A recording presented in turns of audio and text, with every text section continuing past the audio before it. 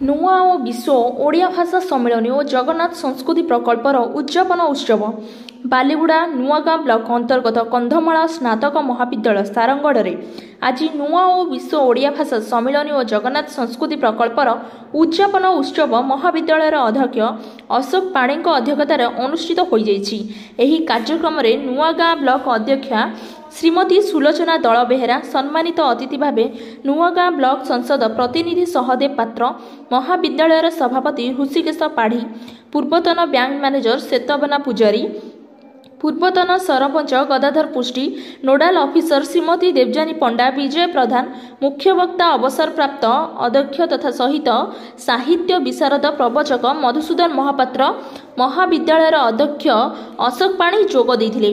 एही कार्यक्रमटी एक सप्ताह धरी चलीथिला। राज्य सरकार युव ओडिशा नवीन ओडिशा कार्यक्रम द्वितीय सोपान।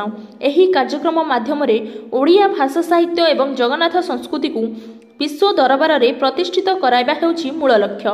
यह राज्य सरकार एक अभिनव प्रयास और जुगंतकारी पदक्षेप। एहारी माध्यम छात्र छात्री मध्य लुचि रहिथिबा ओडिया भाषा साहित्यर प्रतिभा को लोकलोचन को आनीपारिबा।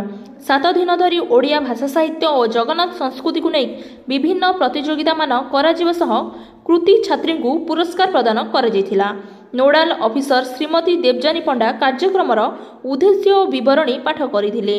महाविद्यालय समस्त अध्यापक अध्यापिका कार्यक्रम सहयोग करथिले। बालीगुड़ारू राजेंद्र पाढ़ी रिपोर्ट युवशक्ति न्यूज ओडिशा।